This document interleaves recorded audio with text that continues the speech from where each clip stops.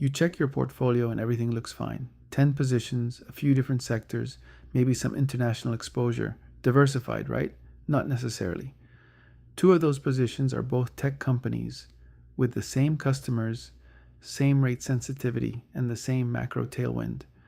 If that tailwind reverses, they both fall together and they fall hard. That is concentration risk. It is sneaky, it is common, and today you are going to use AI to find it, stress test it, and fix it. Welcome back to the AI Portfolio. I am Abdul, and on this channel we cover practical AI tools for everyday investors. 3 prompts per episode, no fluff. Before we go any further, nothing here is financial advice. I am not a licensed advisor. This is for educational purposes only. Always do your own research and speak to a professional before making any investment decisions. Now, let us get into it. Concentration risk is the danger that too much of your portfolio depends on a single outcome. That outcome could be one company doing well, one sector staying hot, one country's economy holding together, or one factor like growth or momentum continuing to work. If that single outcome goes wrong, a large chunk of your portfolio goes with it. This is different from correlation, which we covered in episode 29. Correlation measures how assets move together. Concentration risk is about exposure size. How much of your wealth is riding on any one bet? You can have 2 assets that are not correlated at all, but still have a concentration problem if one of them is 40% of your portfolio.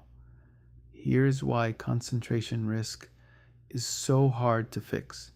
Your most concentrated positions are usually your biggest winners. You bought Nvidia at 80, it is now 500, and it has grown to 30% of your portfolio without you ever making a conscious decision to put 30% there. It just happened, and now it feels wrong to trim it.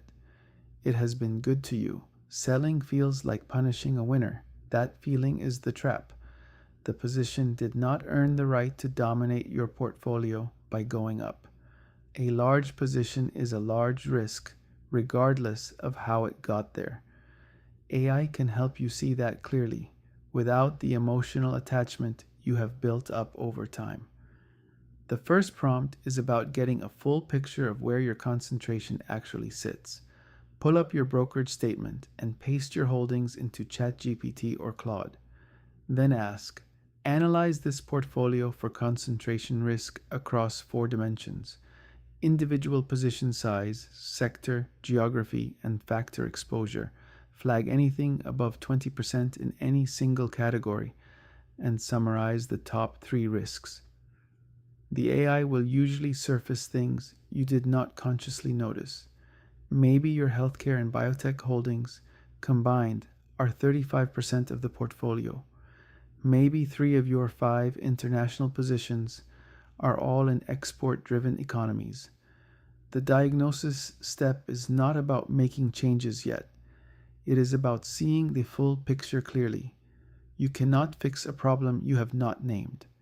Before we get to stress testing, let us clear up the most common misconception. Having many positions does not mean you are diversified. 20 tech stocks is not diversification. Owning 4 different S&P 500 index funds is not diversification. If everything in your portfolio responds to the same conditions, rising rates, slowing growth, a risk-off move, you have concentration risk even if you have 50 tickers. True diversification means your assets are exposed to different drivers of return. Stocks, bonds, commodities, and real assets do not all collapse in the same scenario. Owning them together reduces the chance that one bad macro outcome wipes out the whole portfolio. More positions is not the goal. Different exposures is the goal. Once you know where your concentration lives, the second prompt puts it under pressure. Ask the AI, using my portfolio above, run 2 stress tests. First, assume my largest holding drops 60%. Second, assume my most concentrated sector falls 40%. Show me the estimated portfolio level impact in both scenarios, and identify which other positions would likely move in the same direction. This is where the exercise gets uncomfortable, and that is exactly the point. Seeing a 22% total portfolio loss from one stock blowing up makes the risk tangible. The AI will also flag the correlated movers, the other positions that get dragged down in the same event, which links back directly to the correlation work from episode 29. The third prompt is where you actually do something about it. Tell the AI, I want to reduce my concentration in this position from 28% to 15%. I am sitting on a large gain, and I do not want to trigger a big tax event in 1 year. Suggest a phased, de-risking approach that considers tax loss harvesting, gift strategies, and how to redeploy the proceeds without recreating the same concentration in a different name. AI is genuinely useful here because it can hold multiple constraints at once: tax timing, sector exposure, factor balance, and generate a structured plan. It is not a tax advisor, but as a thinking partner for working through the trade-offs, it is hard to beat. Review anything it produces with your accountant. Here is the workflow, end to end. Step 1. Diagnose. Paste your portfolio and ask for a 4-dimension concentration audit. Step 2. Stress test. Run the single stock blowup and the sector collapse scenarios. Step 3. Plan. Ask for a phased de-risking approach that respects your tax situation and does not just shift the concentration problem to a new name. The goal is not to spread your money across 50 random tickers and call it done. The goal is to understand what you are actually exposed to, know how bad it could get under a specific bad scenario, and have a plan for reducing that exposure in a way you can actually follow through on. That is what these 3 prompts give you. Your homework this week: take your 3 largest positions and run prompt 1 on just those 3.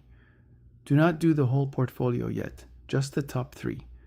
Ask the AI to identify all the ways those 3 positions might be exposed to the same risk. You will probably find at least one overlap you did not know was there. Next episode, we are covering your investment policy statement, the document that tells you exactly what to do when markets get scary, written before the emotion hits. That goes live Monday. See you Monday.